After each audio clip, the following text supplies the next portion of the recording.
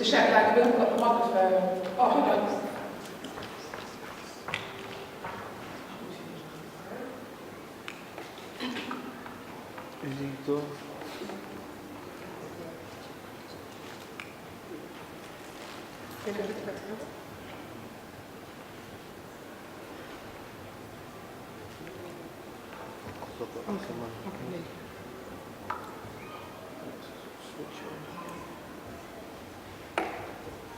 It's cool. Okay, no.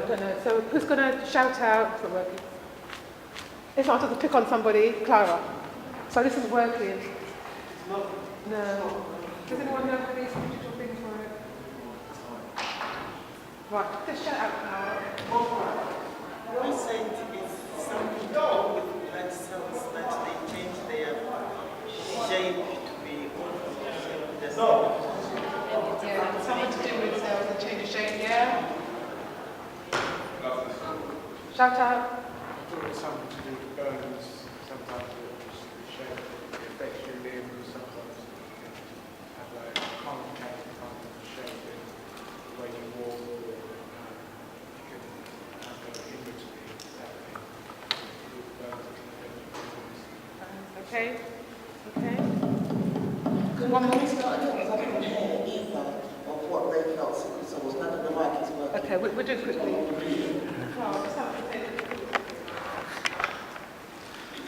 It's something to do with the blood cells that they change their shape. Their normal shape is changed. Say it again. And it affects mainly black people. Can you praise what you said? Just make it shorter.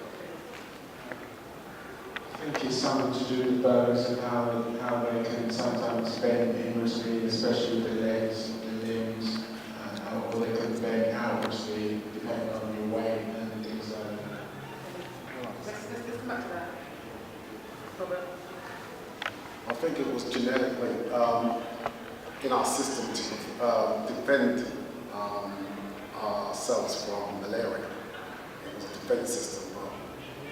That's why. Thank you very much. Anybody else?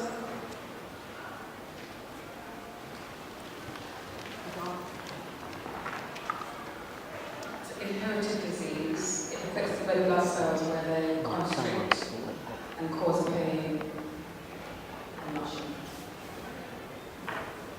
Okay, thank you very much. Hold on to what you've said. We'll come back to that.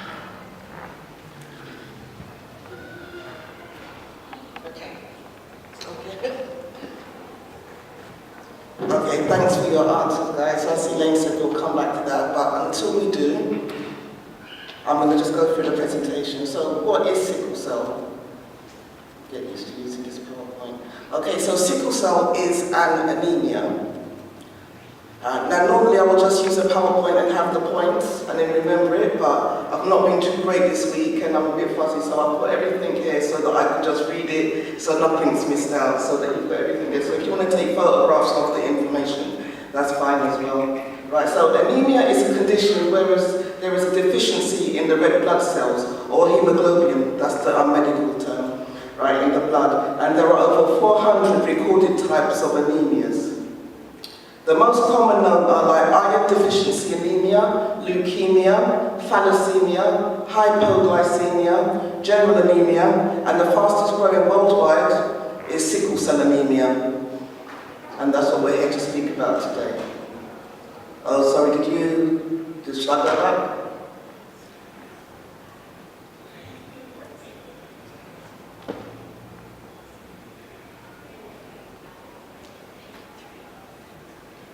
Done? Okay. Alright, so we'll discuss sickle cell anemia. Right, sickle cell anemia is a serious, inherited, painful blood disorder. There are over 100 recorded types of sickle cell anemia, with 6 in number being amongst the most common. The most common of these are hemoglobin SS disease, hemoglobin SC disease, which is the type that I have. Then there's hemoglobin SB+, beta thalassemia, there's beta zero thalassemia, and hemoglobin D Punjab. So not people didn't even realize there were so many types of sickle cell but the two in red are the ones that's most affected by the African community. When I say African, I mean African Caribbean, people of African descent. Right, so the issue is the red blood cells that carry the oxygen around the body develop abnormally, causing extreme deprivation of iron fluorine in the blood, which then can cause over 20 other diseases to manifest. So a lot of people that have sickle cell, it's not the actual sickle cell that they're suffering from, it's other illnesses that are caused by the sickle cell. You know, and a lot of it is because of we have a very low immune system, very quick to catch infection. Oops. Right, so the sickle cell anemias mainly affect people of African, Caribbean, Middle Eastern, Eastern Mediterranean and Asian origin. So in the green you'll see the parts of Africa that are mostly, I mean it's all over Africa, but those are the parts that is predominant in Africa.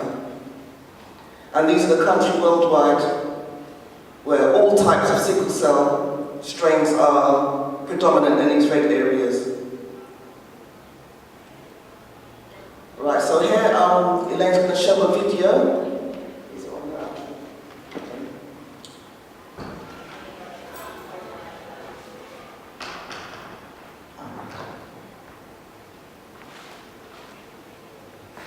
This video is about five minutes long.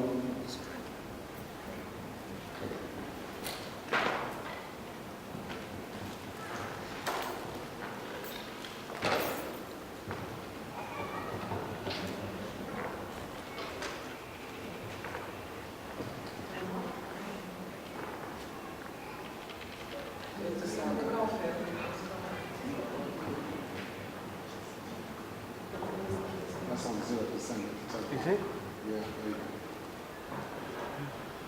Sickle cell disease is a condition with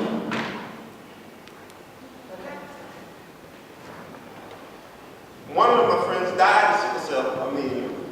She died when she was about 11. Nobody else but us, people that have pain, knows how it feels. It's a disease among blacks only.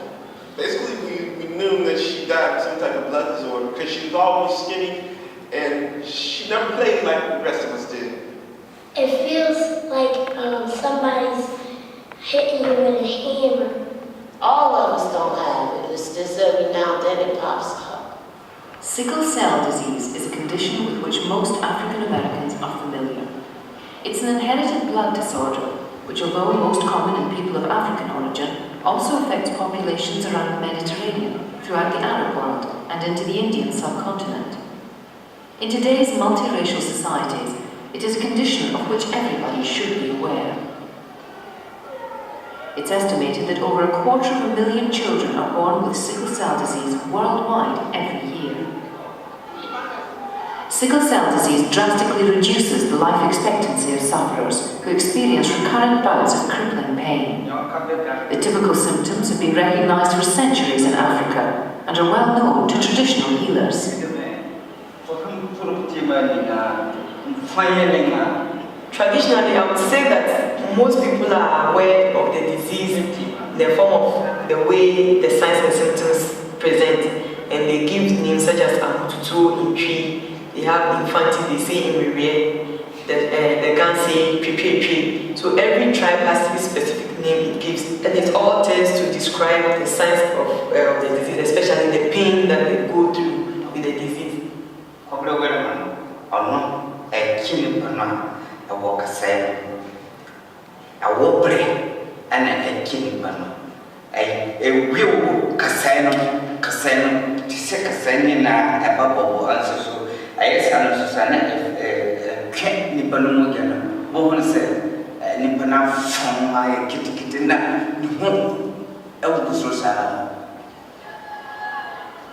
Africans were taken to the Americas as slaves from the 16th century onwards. But despite the traditional recognition of the condition in Africa, it seems to have escaped the notice of American physicians until the beginning of the 20th century.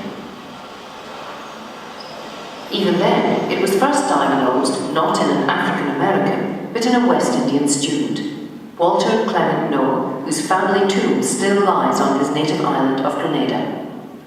It was by chance that Noel happened to consult James Herrick, a doctor with an interest in hematology, the study of blood. A dental student from Grenada walked into a hospital in Chicago and showed up with symptoms that baffled the doctors at that time. And it wasn't until the blood smear of that patient was looked at before sickle cells were discovered. Africans have been in America for over 400 years, and there was no report of sickle cell disease anywhere in the medical literature in America after that time. I think that is surprising. It is fascinating in the sense that it took so long, because if you know the clinical course of sickle cell disease and the number of recurrent pain episodes that those individuals experienced, I can't imagine what a physician would interpret those kind of symptoms to. I can imagine that there were many slaves who, if they did not survive the severe forms of sickle cell disease, would survive the milder forms of it, and who would have the frequent attacks of pain, swelling of the hands and feet in the children, pneumonia, and other complications that we know very well that sickle cell disease can develop. Possibly African Americans with sickle cell disease did not survive until they had better access to medical care and actually go into their teenage years and develop some of the late complications of sickle cell disease. What Herrick noticed under the microscope were some unusually shaped blood cells. His discovery led to a search for the cause and explanation of the disease, which was to take nearly half a century. Sickle cell disease is a very well-known disease now. We understand very clearly that red blood cells of patients with sickle cell disease behave very differently from normal red blood cells. In normal red blood cells, the chemical, the protein called hemoglobin, which is the oxygen carrier in the blood, always remains as a nice solution in the red blood cell. This makes the red blood cell very soft